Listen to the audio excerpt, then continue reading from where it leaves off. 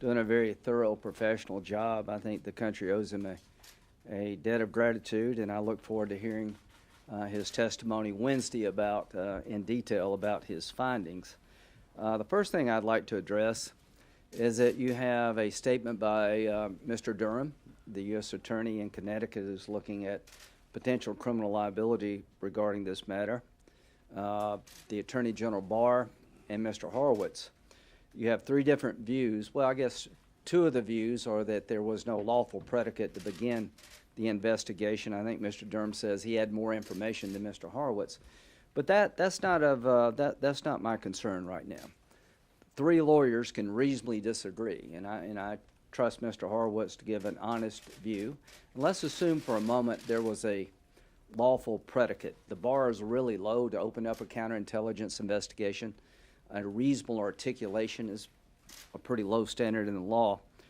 The point I want to make is, let's assume for a moment it started out okay. It sure as hell didn't end okay.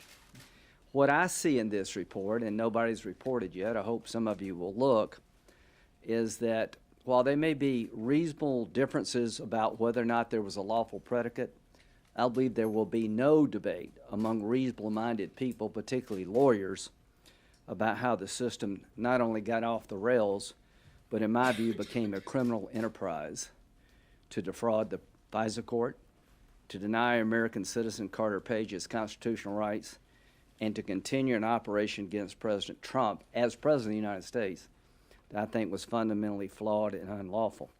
These are statements I don't make lightly, and these are statements based on the findings of the report. Unfortunately, at the Department of Justice and the FBI, there was a period of time when they went back to the good old days of J. Edgar Hoover, where they made stuff up.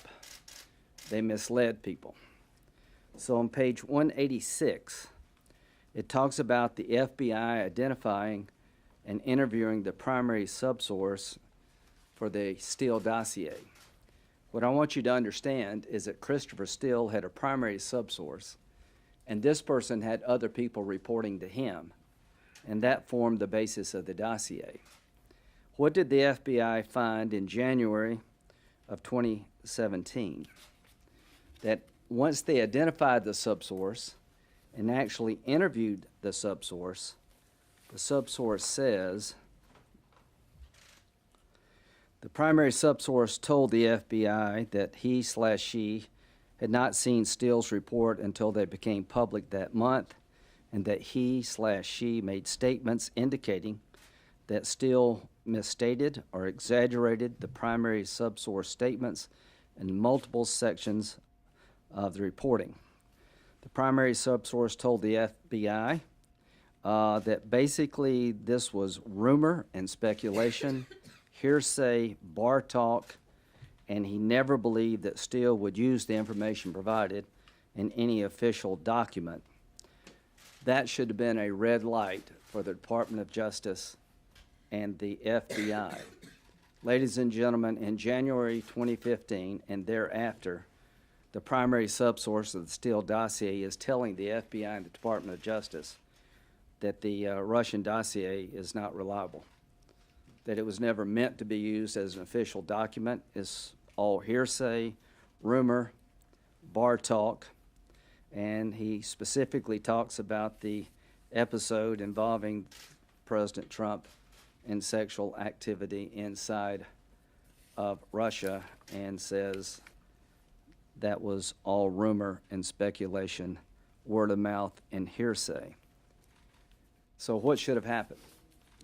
Once the FBI and the Department of Justice was told by the primary subsource that the information in the dossier is not reliable, they had a duty, in my view, to report to the FISA court exculpatory information.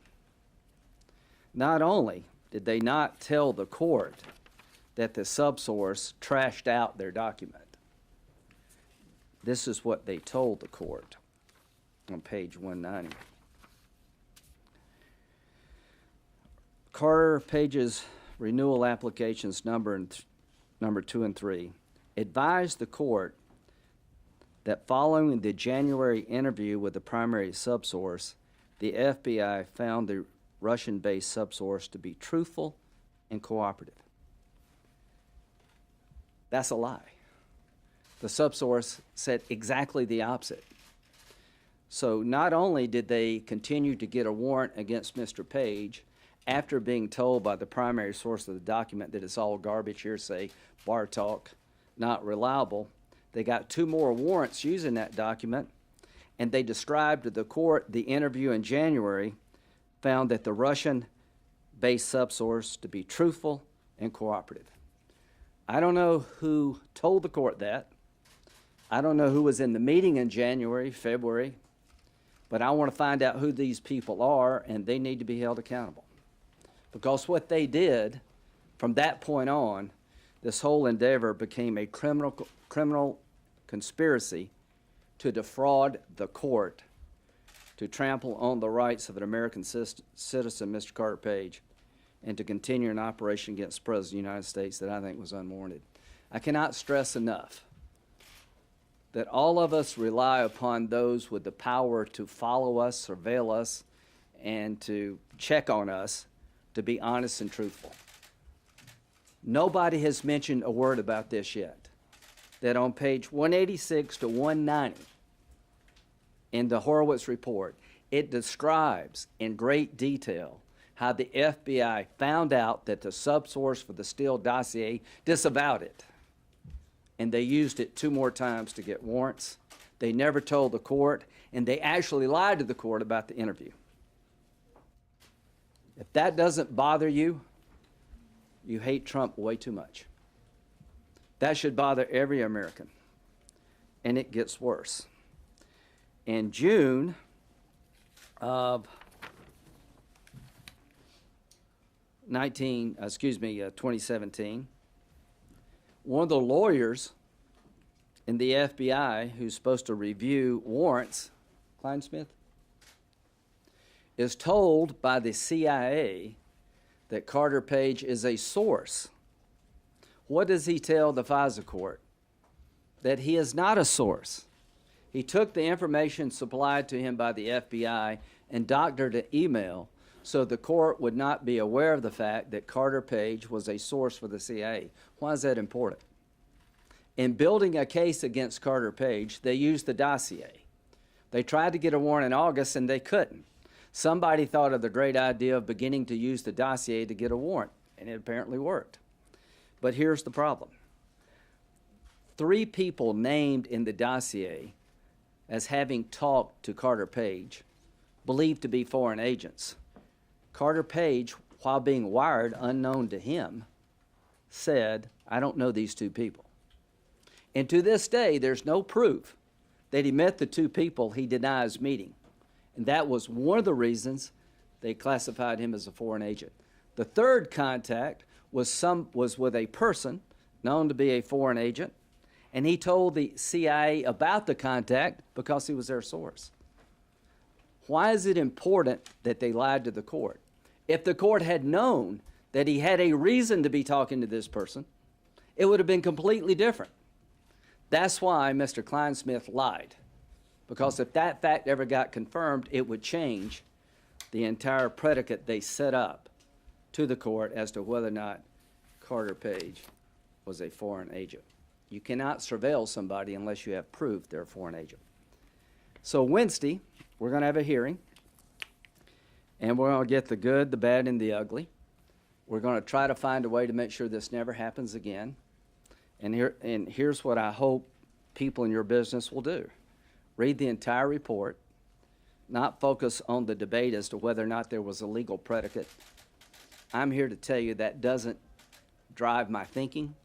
I will assume, for the sake of argument, there was a legal foundation, but what I will not tolerate is how it got off the rails and how the FBI and the Department of Justice, to continue this investigation, continually lied to the court, misled the court, manufactured evidence to hurt an American citizen and to continue an operation against the President of the United States.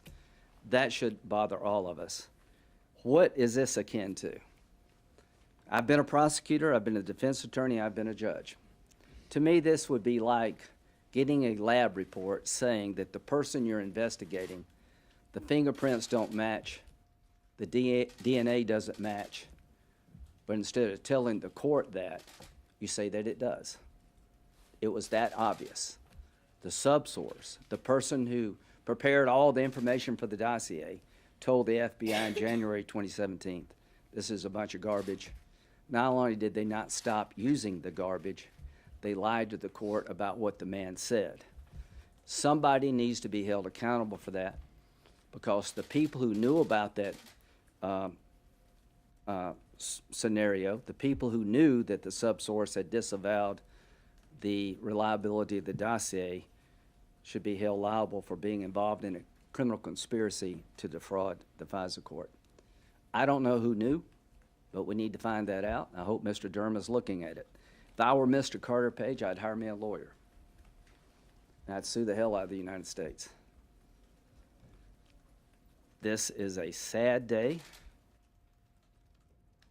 This is a dangerous set of circumstances, but there are better days ahead. Mr. Horowitz has identified the problem. It is up to us to fix it. I look forward to working with Democrats to make sure this never happens again, that we have rules around counterintelligence investigations, that we beef up the FISA court. I'm a pretty hawkish guy, but I'm dumbfounded and really upset about how this whole process was handled. Being a hawkish guy doesn't mean you don't care about the rules. The thing that protects us from being like our enemies is that we have rules, even for Trump, even for people we don't like. It's Trump today, it could be somebody else tomorrow. The goal here is to make sure it never happens again.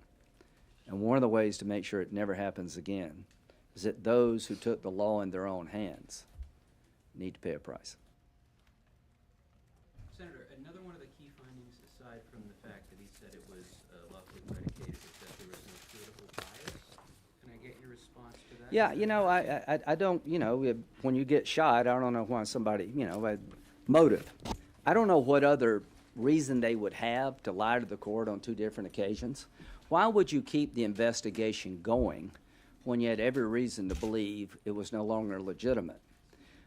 What were they thinking when the subsource told them, all this stuff, none of it's accurate, it's all hearsay and bar talk and speculation.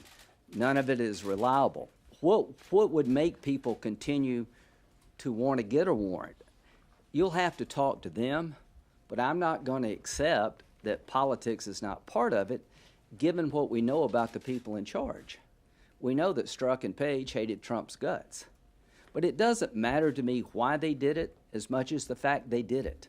And I don't know how anybody can conclude there was no political bias here, given what these people say. Mr. Kleinsmith's email,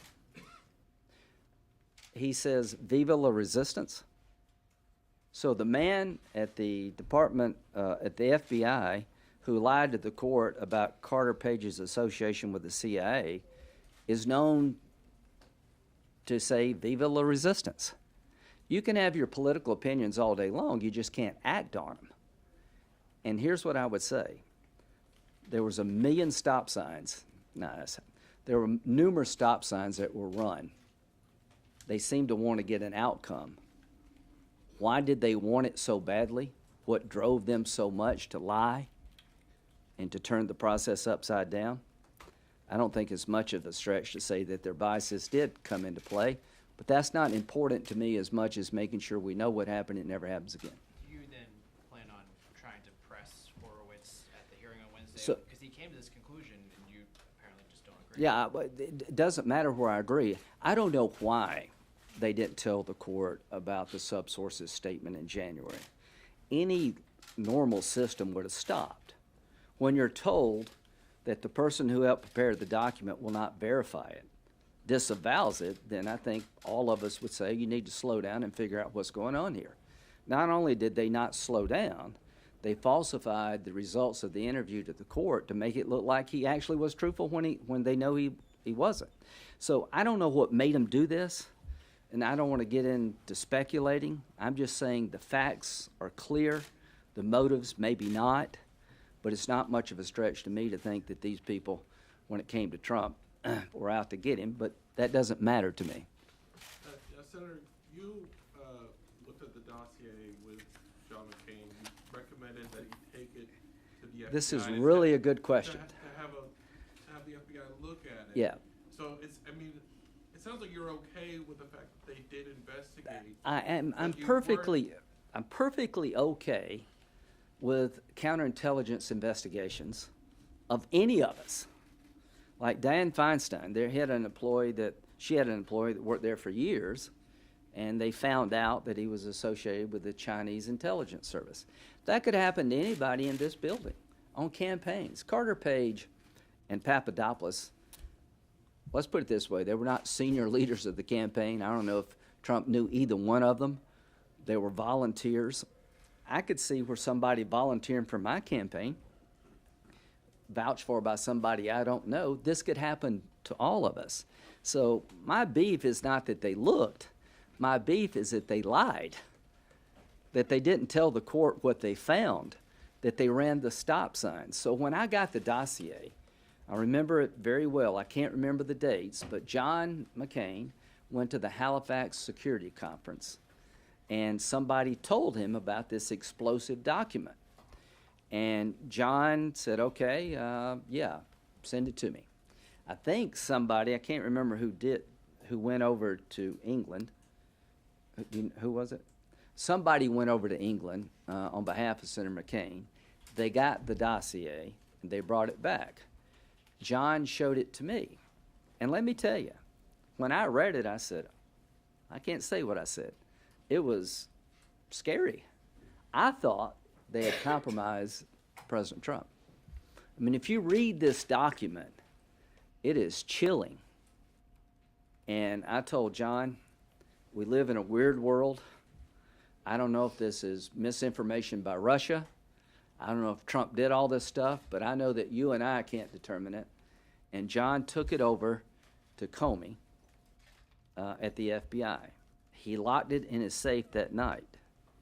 And I can tell you, having looked at it, it was unnerving. Here's what I would say. If by then... no. If by December 2017, you had numerous reports that Steele was out to get Trump, that things weren't on the up and up, that you use it without verifying it, I don't fault anybody for looking into allegations like this. I do fault them for lying and misrepresenting to the court. And just put yourself in Carter Page's position. Whatever you think about Carter Page, I don't think he's James Bond. You know, they put this guy through hell. And there are other people that's probably spent thousands of dollars on legal fees, I think, at a time when the investigation should have stopped. Thank you all very much. See you Wednesday.